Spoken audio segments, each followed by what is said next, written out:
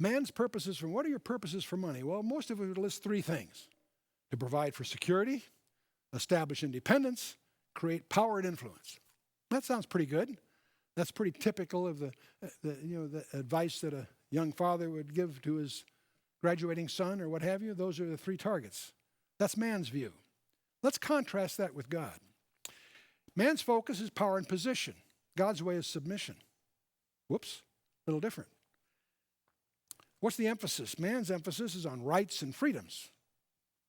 God's way is personal responsibility. Man's desire is to gain for self, and God's way is to meet the needs of others. Man's concern is, of course, immediate fulfillment. God's way is lasting achievement. Do you see a divergence here? A little different perspective. Man's yearning is for the praise of men. We don't like to admit it, but it's certainly true. God's way is the approval of God. Man's aspiration is to be served. God's way is to serve others. Man's need is to push ahead. God's way is for patience. Man's striving is to lead men. God's way is to follow God. Man's interest is for competition.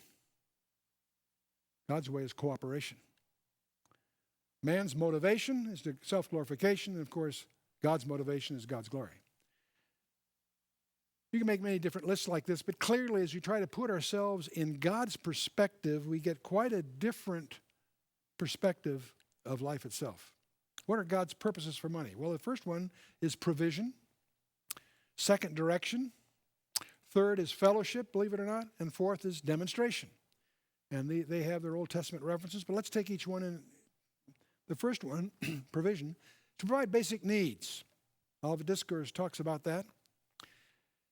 Partly to establish dependence on Him daily. That's one of God's purposes. Not for us to be independent, but rather to recognize our dependence on Him. And furthermore, to deepen our love for the Lord. He should accompany you step by step, day by day.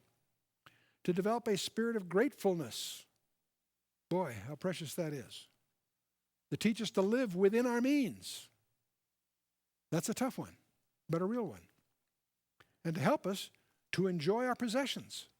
It's interesting how often the pursuit of those possessions interferes with our real enjoyment of those possessions. How often? I know in our life there have been indulgences that really get in the way of enjoyment.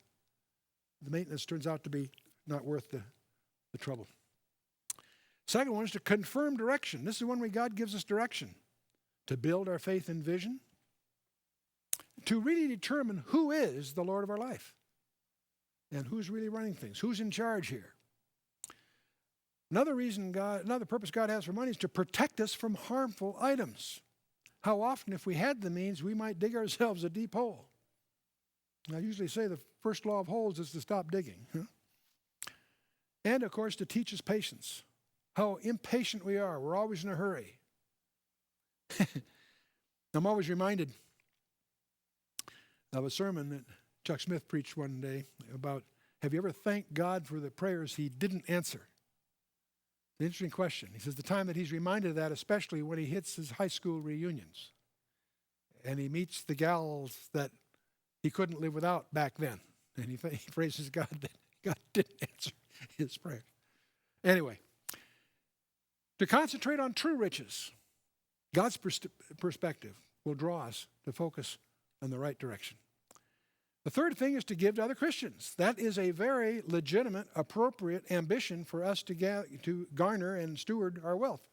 To be able to be in a position to help other Christians. To unite them. To demonstrate the mark of a Christian ourselves. To initiate spontaneous thanksgiving. To multiply the potential for giving. That's God's purposes for money. And finally, to illustrate God's power. To cause Christians to trust Him.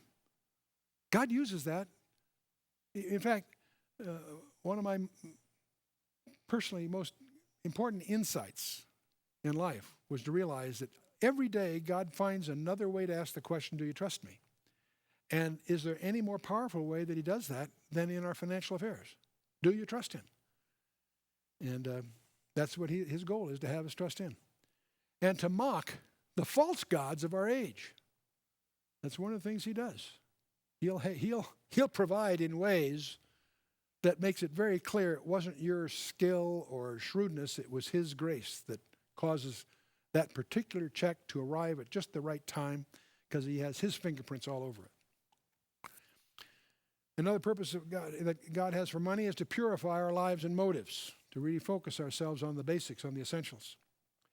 Another thing is to bring non-Christians to salvation. That's a valuable use of resources. And of course, ultimately, finally, to glorify God. That's the long and the short of it.